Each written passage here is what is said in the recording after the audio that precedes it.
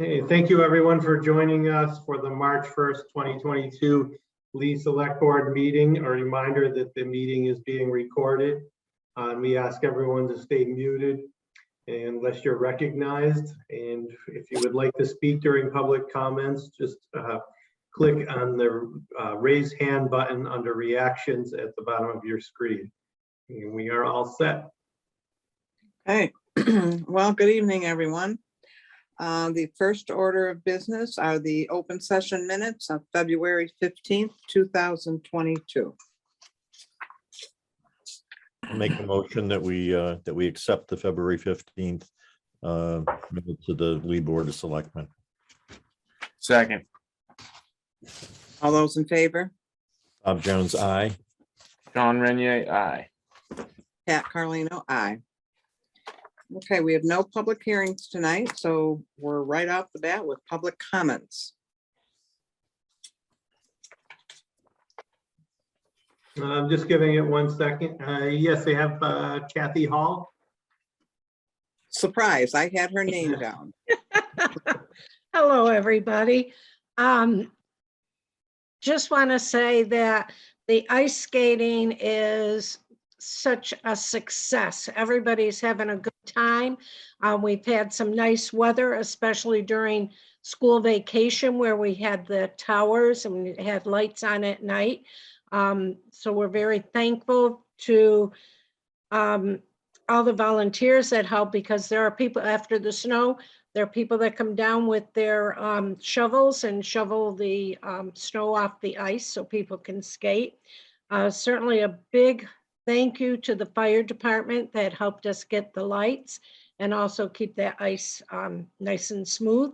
And to the Department of Public Works for making sure that the roadway to the athletic field was cleared. So that is just so wonderful. In terms of for Barry Dunn and the work that they're doing, I think they're planning to meet with the select board at your next meeting. We do have information from them. I sent Chris Britton some information that Brian Hallett gave us from the Pike Company that did what it would cost, the building cost for 3 of the different scenarios that Barry Dunn was looking at as possibilities for a potential community center here in Lee. So that's all information that you should have by the next meeting. And that's it for here. Thank you. Thank you, Kathy. Kathy.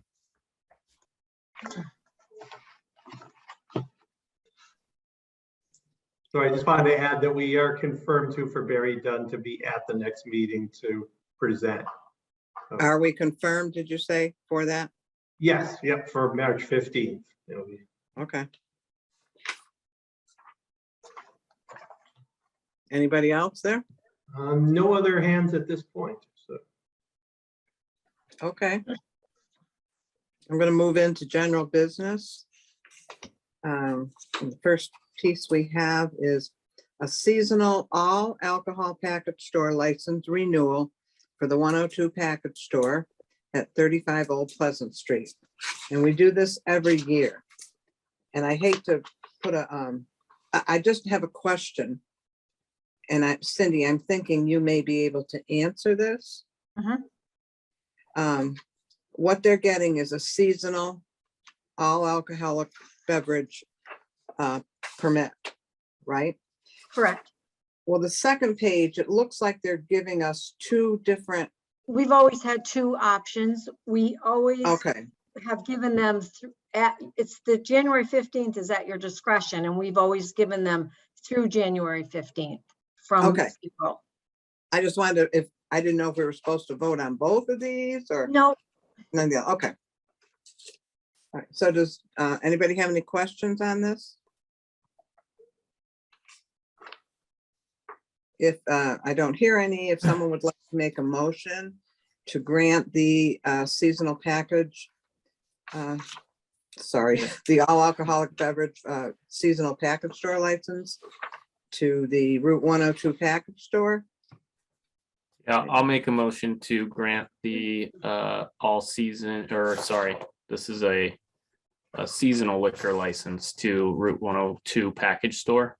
Right. Through January 15th. I think we should throw that Sorry, in. yes. And to include, to include through January 15th. I'll second it. All those in favor? Sean Renier, aye. Bob Jones, aye. Pat Carlino, aye. Thank you. Okay, now we're looking at giving a common victular license for 109 Railroad Street, former Lucia's Latin Kitchen. The new owner is Griselda Herrera, and this is going to be non-pro-tunc because she Yes. opened today. Am I correct there, Cindy? Correct. And she's, at this time, she's not asking for a liquor like license or wine and No. beer or anything, just Nope. food. I asked her about that and she said not Yeah. right at this time. Okay. Any questions? If not, could I have a motion to grant the common victular license? Yeah, a motion that we approve the common victualers license for I'm is not it sure how to, Griselda Herrera. yeah, because yeah, I'm not sure to how the- to pronounce the actual name. I was of gonna the go restaurant. with Antojitos Osaka. That Okay, sounds that's about right. good. All right. Very good, Sean. Yeah. Bob, do you second that? I do second that, yes. Okay, all in favor? John Renier, aye. Bob Jones, aye. Pat Carlino, aye, and we wish you lots of luck. Okay. Now, we've had a letter from the Congregational Church asking for a waiver of their annual inspection fee, which is something we normally do every year. Unless anybody has a issue or question about it. No? No, I would move that we that we waive the fee for the annual certificate of inspection of the First Congregational Churches. Thank you. Second it. All those in favor? Sean Renier, aye. Bob Jones, aye. Pat Carlino, aye. Okay, so now we're gonna have a little discussion here about the outdoor dining. Now that COVID is going away, we're gonna get back to normal. Is there anybody from the building department here tonight, Chris? Yes, we have Matt Colmer, the building commissioner, is here. Okay, maybe we'd like to hear from him. I know we got a communication regarding all the governors, what they're doing in building, going back to now that picnic tables outside. And I guess maybe we just need to understand what we actually have allowed and what we're gonna do about it going forward. I'll start out that way. Okay. Matt, are you there? Can you hear me? Yeah, All right, good. This microphone's working. That's fantastic. So basically, as we're going forward, there's been a lot of kind of allotments given to restaurants going, in the past because of COVID, not being able to be inside, et cetera, et cetera. But basically, the guidance we're getting from the state at this point is that we're looking at all the regulations that existed pre-COVID. So, the heaters outside have distances, they have to be from buildings, can't be on combustible decks, protection of people in parking lots, that type of thing. And also, this would go more to the town, but the other possible existing issue is that you had people who were putting tables on, you know, town property, on the town sidewalks, that type of thing. So that part of it kind of falls, you know, to you guys, whether you want to allow that still or not. But as you know, essentially remembering, I guess is a better term, what the guidelines were pre-COVID is essentially what the state is saying we need to enforce now. Right. And I don't know where people are where, you know, what they're thinking of next year, but we probably need to start gathering some information, because I certainly don't feel comfortable saying, oh, we're back to 3 years ago. No, you can't do it. No, you can't do it. I think what I'd like is, if I'm assuming we have a list somewhere of who has outside dining in town. And my thought is possibly we send them a note letting us know if they wish to continue outside dining. And let's kind of get an idea of who's out there and what they want to do before we act on this. Bob and Sean, I don't know how you feel about it.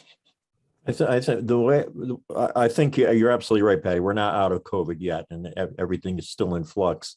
And I think perhaps that if we're going to reach out to the restaurants, we send them a copy of this memorandum. Yeah, they let us know what their plans are for the immediate future. And I think if anything, the only thing I would like to see enforced are the safety regulations, obviously, that are spelled out quite clearly in the memorandum.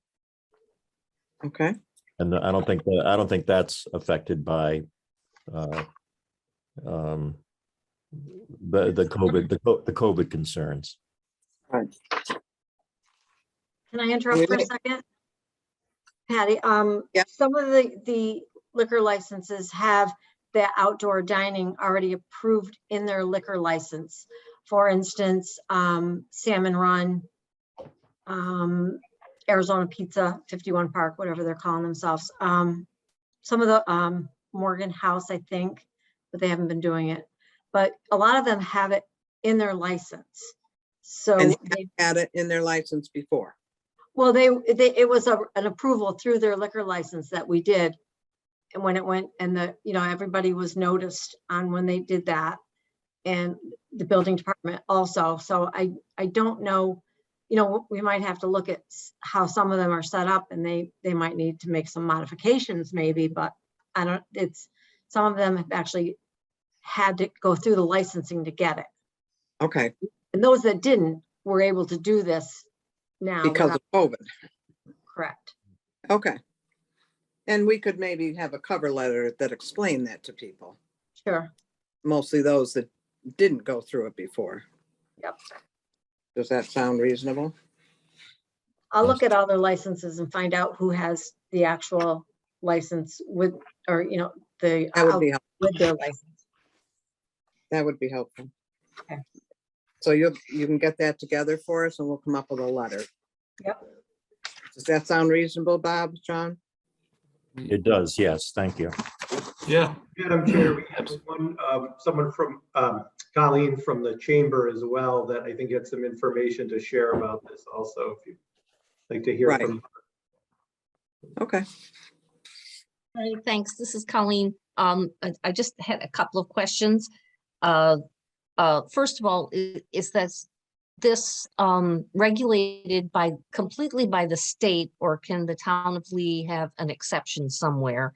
And I ask that because the restaurants were really successful last summer with the outside dining. That was really good. And a lot of people are still not comfortable with the idea that COVID is over. So that's my first concern. Second thing I want to say is that some of the places, for example, Alpa Mayo, who I think probably was intruding on town space because they were right on Main Street, lots of people stopped because it was like a party outside of Alpa Mayo in the evening, and that was really great. And we really appreciated it because a lot of people stopped in Lee that wouldn't naturally. So I just want to say that, that's all. And whatever you send out to everyone, to all the restaurants, if you could include the information about how they go about getting that outside license in case they'd like to do it. And I do think people will because it was so successful. That's all. Thank you. Thanks, Colleen. That actually was part of what would go out to them in conjunction. Maybe we need to have discussion with the building department before we send that out. And maybe they can be a part of it too. Because yes, I agree. The people on Main Street was great. And I'd like to continue it as much as we can. So. If I can just interject on behalf of the building department, the only issues that I think are really state mandated are safety issues. So town property, all that kind of stuff, absolutely. I 100% agree. That's not something that I personally would stand in the way of. You know, as long as people are safe and happy, I'm happy with it too. So.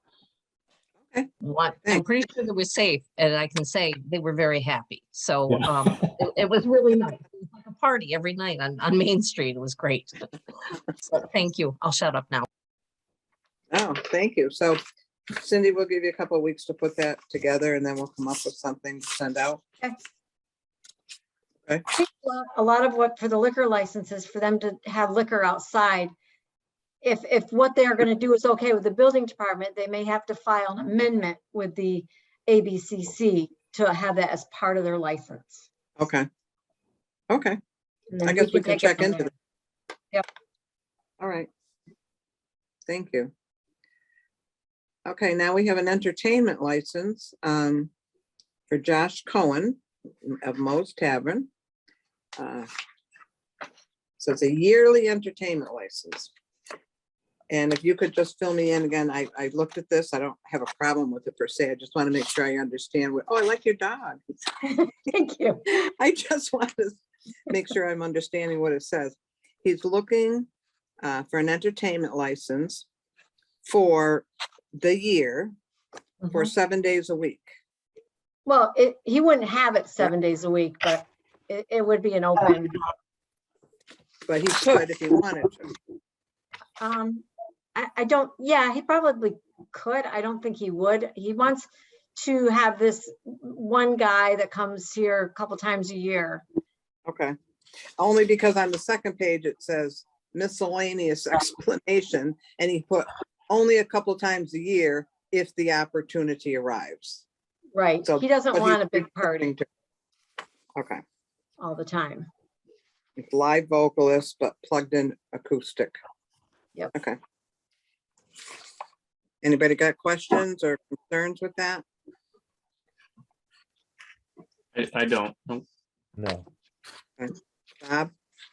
no, I'm all set. Thank you. Okay.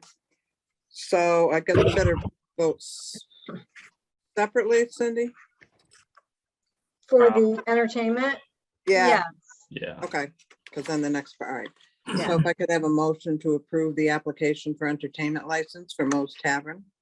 I'll make a motion to approve the yearly entertainment license for Moe's Tavern.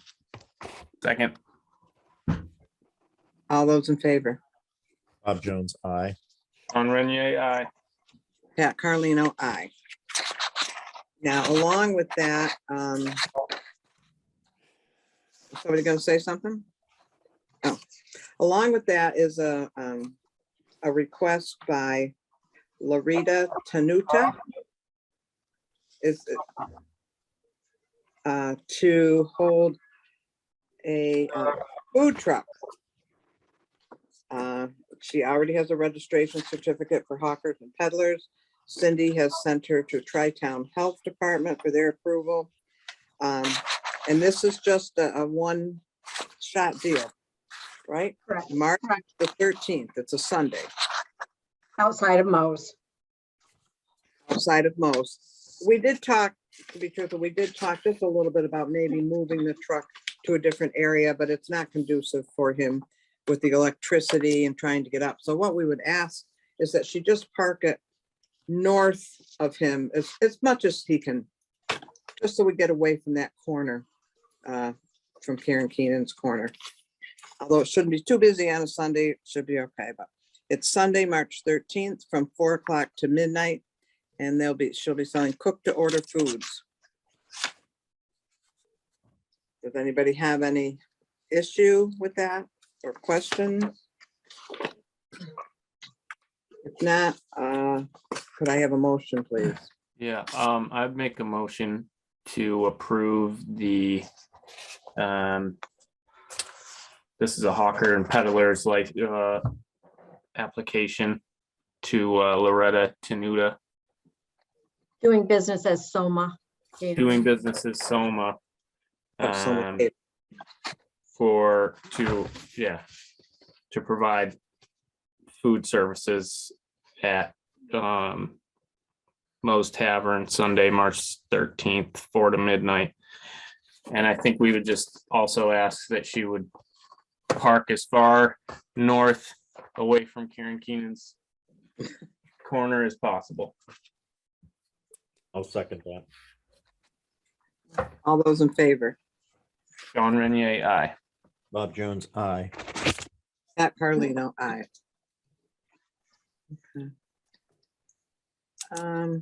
Okay, next. We have a request, by Catherine Laird to be appointed to the Lee Greener Gateway Community. This is the second appointment we've made this. Well, we're in a new month, but we made one last month and we're making one this month. Anybody want to make a motion?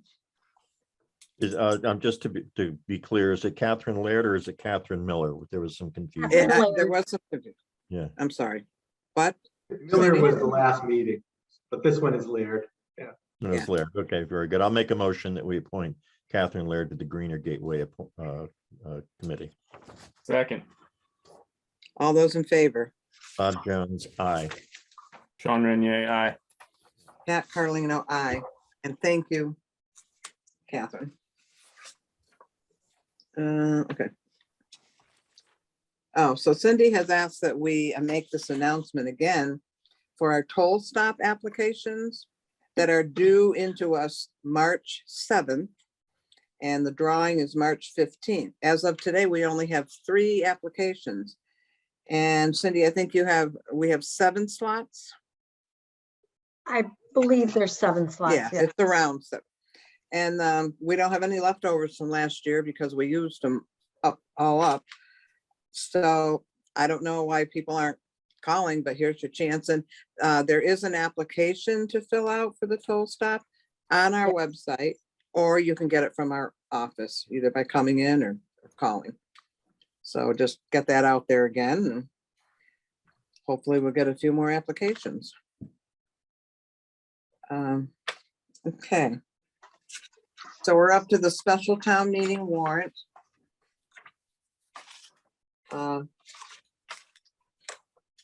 I will admit to you, I did not read through the whole thing. I got almost through, but I just couldn't get it all. So, Chris, what's the last day you have to post this?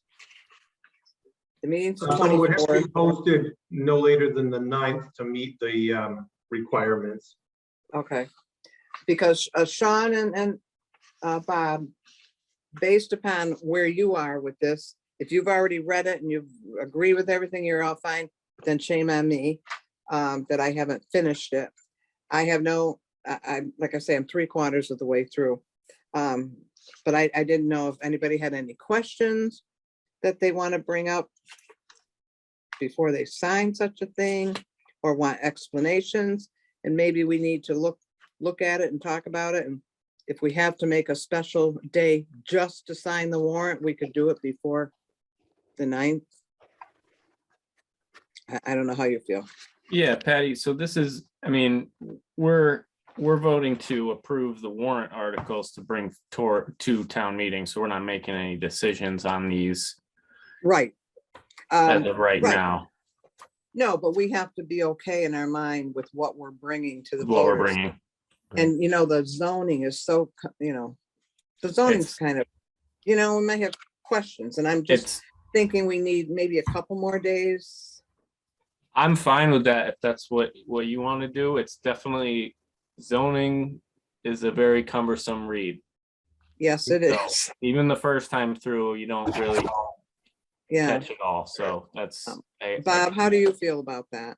I certainly don't have a problem waiting a few days. When we do approve them, we have to do that at a public meeting, I presume. Yes, Yeah.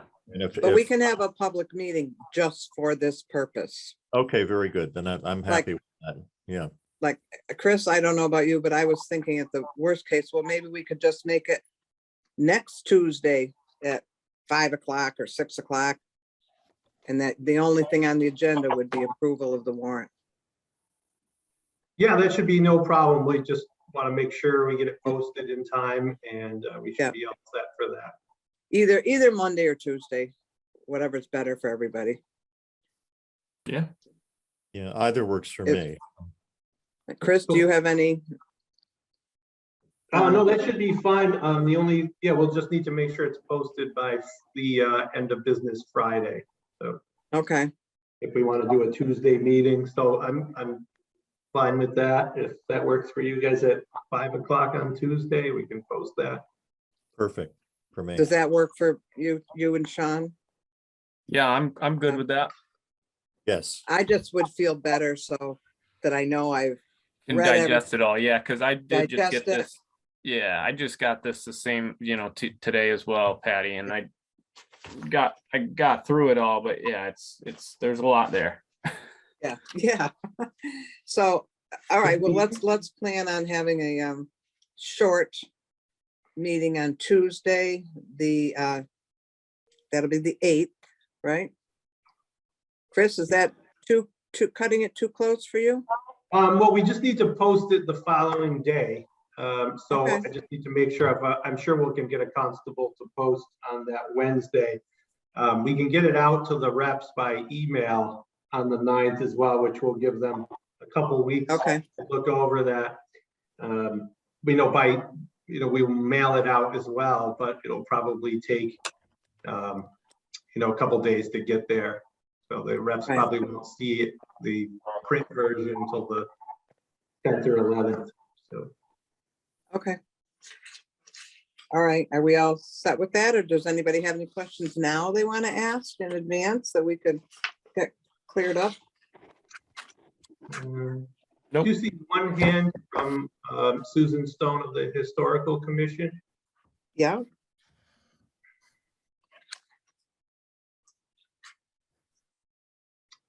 Are you there, Susan?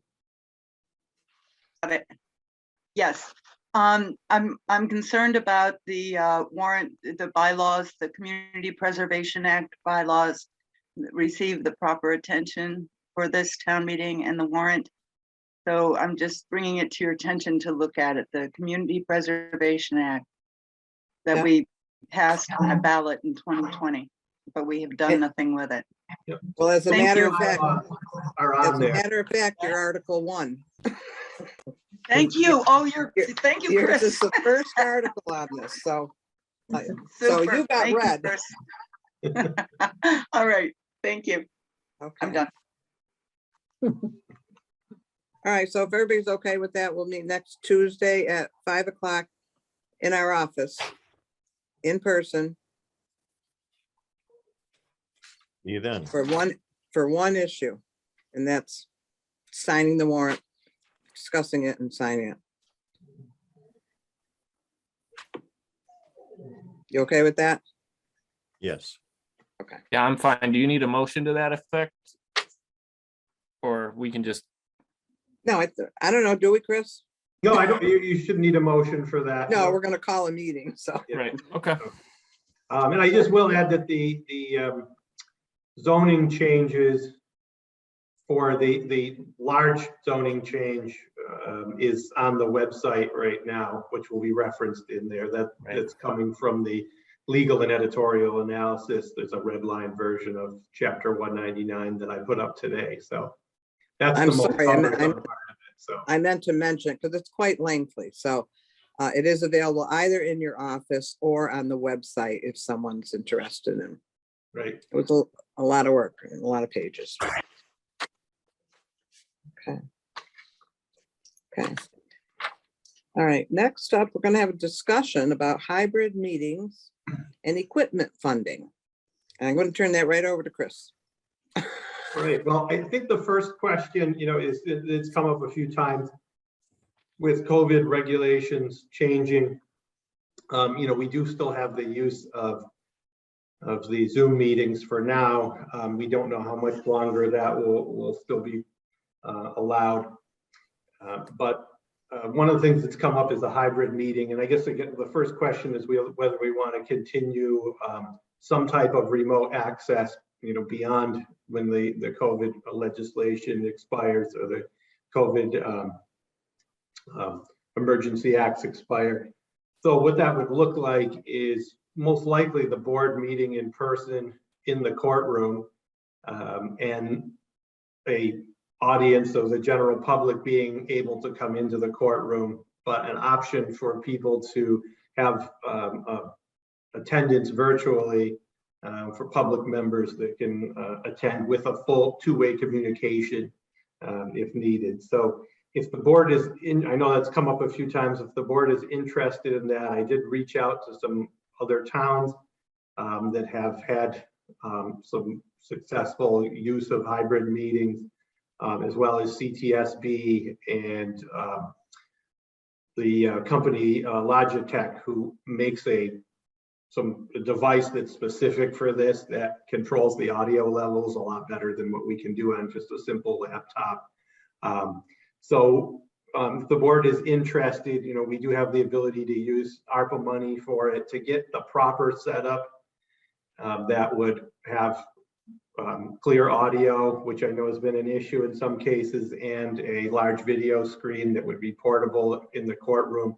We'd be looking at in the $3,000 to $4,000 range, depending on the number of microphones, et cetera, that are that we need in that area, and the size of the television and so forth, size of the screen. So a $3,000 to $4,000 budget would be a state-of-the-art system that should provide automatic audio level controls, automatic camera, doesn't leave much to the user to do.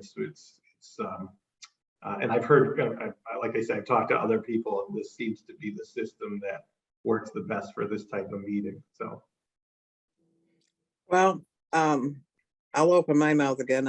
I'm not going to be here, but when Chris told me about this, I thought it was an excellent idea to move the town forward, because yes, COVID is getting over, we don't know really what's going to happen, but if it's not COVID, it could be something else. And there were so many people that said they appreciated the Zoom meetings, that they could go on and listen and kind of keep up with things without worrying about getting in their car and coming down and wearing the mask. And I felt $3,000 to $4,000 was not an astronomical amount of money to pay for something like this. It could be used not only just by us, but maybe by other boards in town hall, that had something special coming up where they'd like to get a lot of participation. So I'm just throwing in my 2 cents. I don't think it's a lot of money. And while we have ARPA funds to help us do things like this, I think it's a good idea. I don't know, Bob or Sean, how you feel, but I'm just letting you know how I feel. Yeah, I feel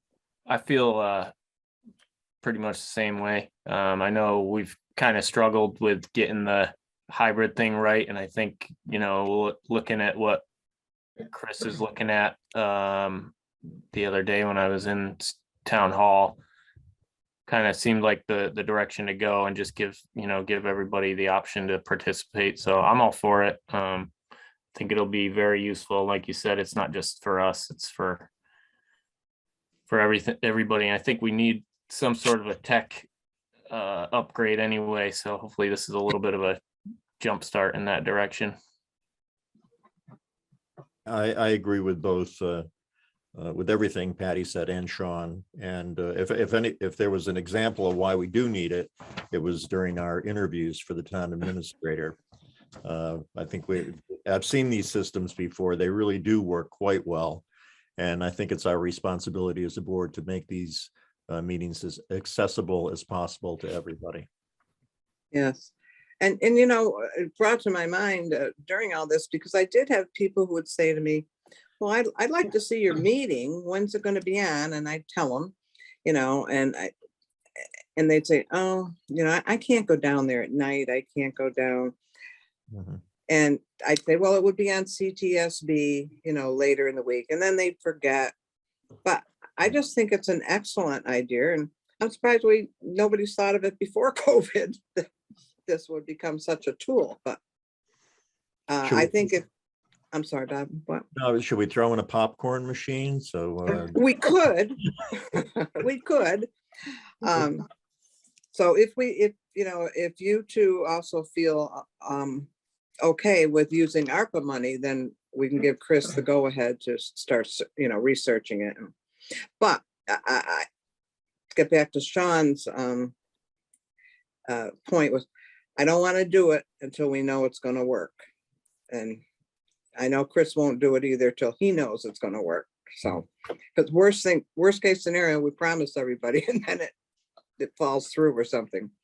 And the only other thing I did mention to Chris is, in case someone asks us about doing it for annual town meeting, it's not ready yet for that.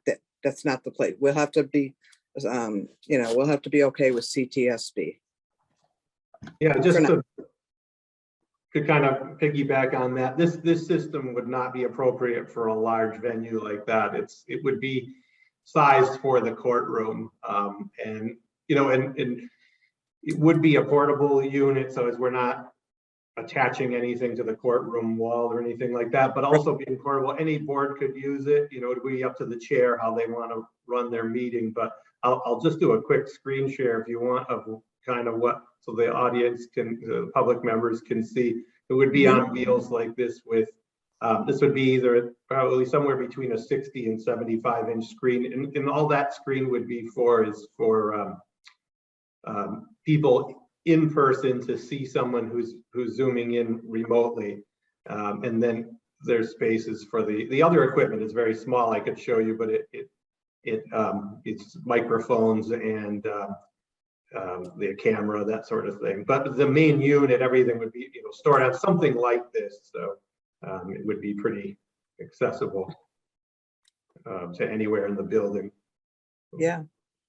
No, I'm thrilled with if we're going to do this, if we're going to go ahead. I just think, you know, let's get us into the 22nd century, almost.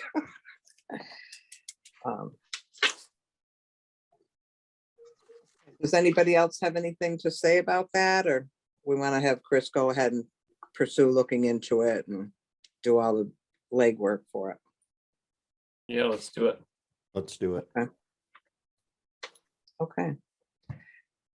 Okay, we have no pending business. Our next regular meeting is March 15th at 7 p.m. And as we stated last meeting, we will be in person on Tuesday, March 15th at the town hall. Yeah, if we can get this stuff and test it in time, I'll let you know if we can have any. Yeah, I don't want to push it, Chris. I want to make sure it works good. Unless you two think we should wait. I mean, it's possible we may have it in place and tested by then. It's hard to say till we see what the inventory that's available, but it's possible. So I can let you know when we get closer in post. But Okay. We'll do the best we can. And the last thing I have for the night, I just haven't really been formally able to say congratulations to Chris Britton, our new town administrator. We want to welcome, wish you the best, and wish you good luck. well, thank you very much. I'm very excited to take on this new position. Thank you. Thank you. Does anybody have anything else? If not, I'll ask for a motion to adjourn. I'll make a motion that we adjourn. Second, All those in favor? Bob Jones, aye. Sean Renier, aye. Pat Carlino, aye. Thank you and good night. Good night. Okay, good night.